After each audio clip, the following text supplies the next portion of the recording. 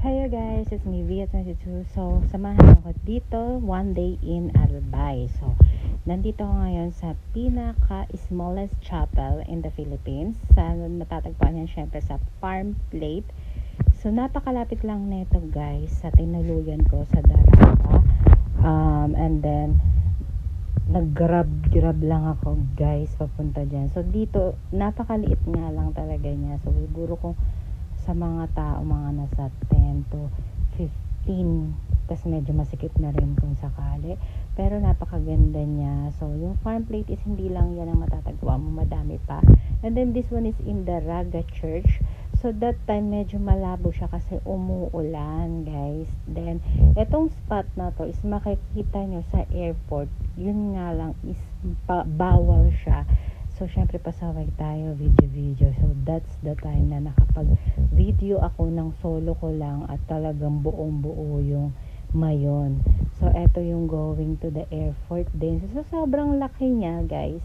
Is talagang kahit saan kayo pumunta sa Albay is makikita siya. And then, this one is in Cagsawa Ruins. Ang entrance dyan is 45 pesos.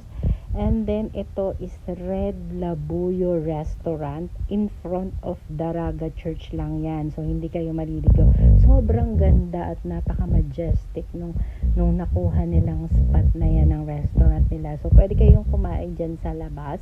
And then, ayan, of course, mag-video kayo na kumakain together with that Mayon volcano view. So, sa akin, yung kinain ko dyan is yung laing nila. So lang naman. And then, ito is in Cagsawa Ruins. Makikita mo din siya dyan. So, ito yung first day ko. Talaga, kasi kinabukasan umuwi din ako. Sobrang ganda lang talaga guys. Na dati nakikita mo lang siya sa pera, sa mga picture. So, yan, dyan may chance kang of course, kita ng Mayon volcano in your own eye. So, nag-aeroplano nga pala ako guys via Cebu Pacific. So I think it's 2,000 to 2,500 lang one way. And then yan, ito is in Farm Plate pa rin guys. So nagkataon that morning is meron nag-video para sa kanilang wedding. So sobrang ganda. That time is kalahati lang ng Mayon yung nakikita. Pero syempre napakaganda and peaceful lang dito. So, ito is in Farm Plate, guys, ha. I think that 70 yata yung entrance. Then, si Daraga Church, of course, it's free. Ayan yung Mayon volcano. Makikita nyo sa side niya.